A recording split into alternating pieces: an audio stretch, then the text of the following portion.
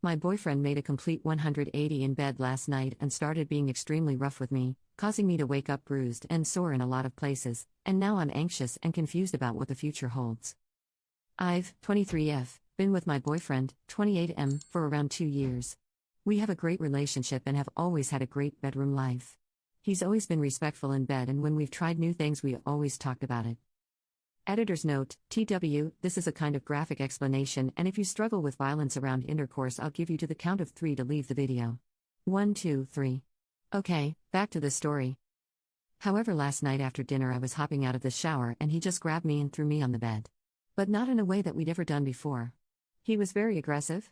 I immediately tensed up and he just kept telling me to say things like "I submitted and I'll do anything you want," and other things he's just never asked for, anything like that. It was all really rough, it hurt, at one point I was in tears. I didn't tell him to stop. I was shocked because while we've done some things like that but never to that extent.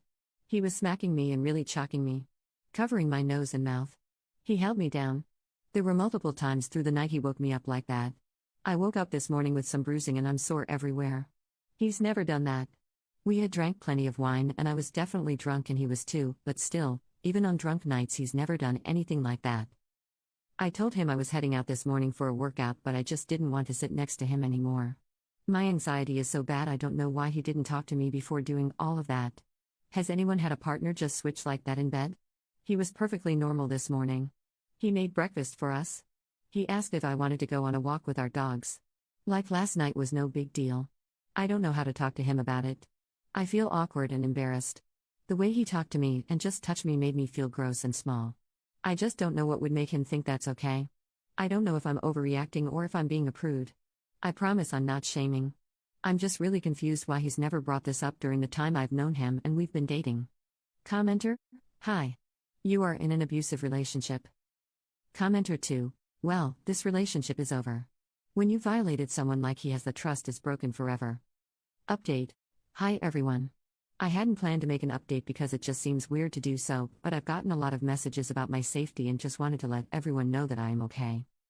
We did speak about what had happened that night. Mainly because he kept moving forward as normal and I had had a panic attack during one of his attempts at initiating intimacy. I broke down and told him what happened. I showed him the bruising and told him that I was genuinely scared of him. He also broke down and admitted to me that he had taken ecstasy that night. A few weeks ago, he had asked if I'd ever be interested in taking it and I thought he was joking. I said no, and the topic was never brought back up. I completely forgot about the conversation. He still had some left over and went and got it from his truck to show me. He seemed incredibly apologetic, begging me to forgive him and said he'd do whatever to make it work and give me time and space. He also offered to pay for couples counseling and individual therapy for me as well. We had just moved in together in a condo he had purchased. He agreed to let me stay there and he is staying with a friend in the meantime. We aren't broken up, but just seeing if this is something I think is salvageable. I really love him and I really want to believe this is something that happened in a drunken high night. He says he doesn't remember it and seems very remorseful. Even with that, I recognize it wasn't okay and doesn't make it better and brings up a whole new issue of him taking something like that without talking about it. But that's really all the update is. I know it's not what the vast majority of you wanted to see.